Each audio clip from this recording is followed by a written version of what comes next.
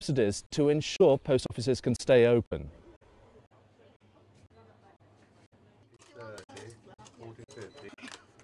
But our partners in Brussels have been meddling again.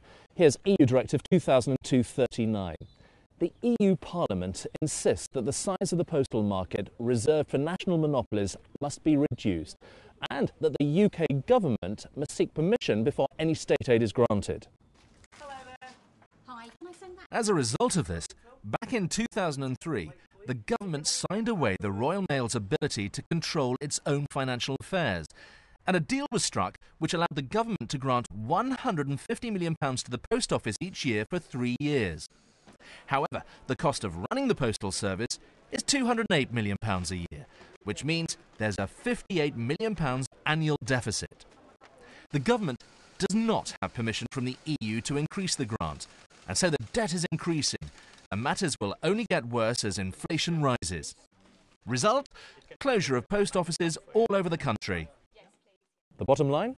You, the government and Postman Pat have lost control over the future of our post offices.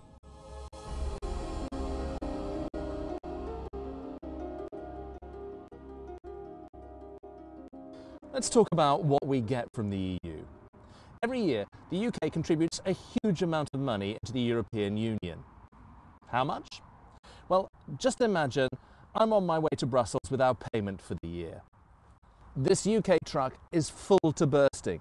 £14 billion of taxpayers' money. OK, let's go. Obviously, our friends across in France make a similar journey each year.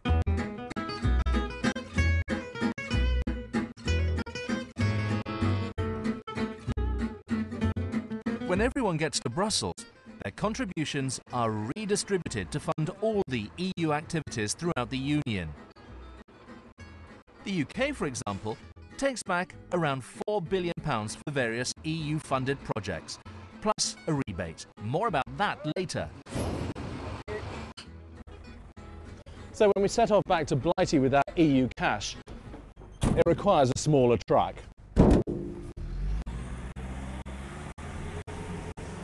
And there's Henri with his rebates back off to Paris. But he appears to be in the same truck as he arrived in. So what's going on there? It appears Henri returns to France with 98% of his contributions, the bulk of which is destined for the French farmers as part of their common agricultural policy deal, because historically it's always been that way. This situation has continued for many years and it's set to get worse.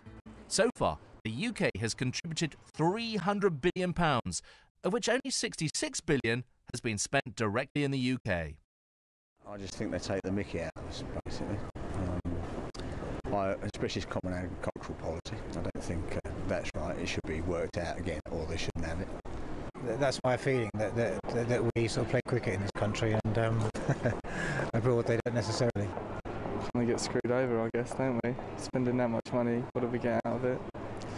Not much.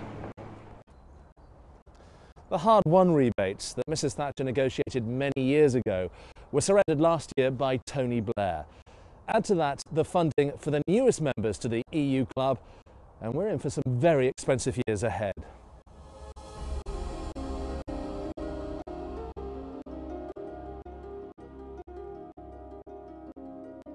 Finally, the UK is putting more effort into eco-friendly ways of disposing of our rubbish, and recycling is becoming second nature to many of us. This has resulted in reduced levels of domestic waste going into precious landfill sites like this. As usual, the EU is driving to encourage recycling, not through incentives nor education, but with a new tax. The culprit here is EU Directive 1999/31. Another weighty contribution to the tip. It dictates that by 2020, around half of UK household waste must be diverted from landfills. The EU has imposed a UK landfill tax of £32 for every tonne of waste your council brings here. The impact of this EU intervention is being felt here and is one of the reasons why your council tax has gone up and why collections around many parts of the country have been reduced to once a fortnight. Worryingly, some councils are now resorting to installing computer chips in wheelie bins in preparation for charging individuals for the rubbish they put in their bins. And it will get worse. From 2010, the landfill tax will have increased substantially, set to be between £100 and £150 per tonne.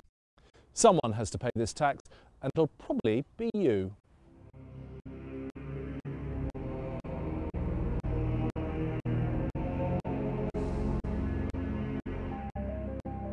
This is the seat of their power, the European Parliament in Brussels. And just for good measure, there's a second campus at Strasbourg, at the request of the French. Witness the process of EU democracy, legislating over the detail of every aspect of life within EU states, often with voting schedules so intense that they abandon electronic voting with the inevitable chaos and mistakes. No amendments in favour, against, abstentions. That's carried. Congratulations to the rapporteur. Next, Mr. Blockland's report, batteries and accumulators, and waste batteries and accumulators. So, proposal for a directive. 2 amendments, 2 blocks. Block 1, compromise, all in favour. Against, abstentions. That's carried. Yesterday we had the President of the Parliament tell us that it was acceptable to make a number of mistakes in getting the vote wrong because we're voting so fast it's impossible to see how people are voting anyway. Can you please slow down? Dear colleagues, well, let me just show you what we've got to get through today. I'm sorry, but, we're never going to get through it if we don't proceed apace. This is hardly the way a democratic organisation should conduct its business, let alone one that controls a union of states governing around 500 million people. In a recent survey, only 1 in 10 people questioned said they believe the EU is accountable, and that was before they knew about the Lisbon Treaty.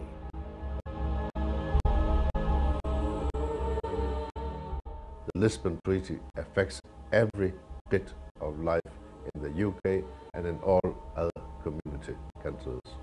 Every democratic and legal safeguard for which we've lived for centuries in our country is now literally under threat by this new treaty.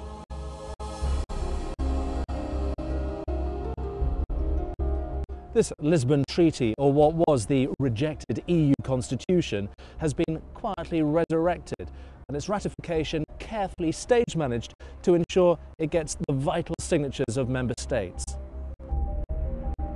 The level of subterfuge can be revealed by studying the comments of the authors of the Constitution. Valéry Giscard d'Estaing is quoted as saying that public opinion will be led to adopt, without knowing it,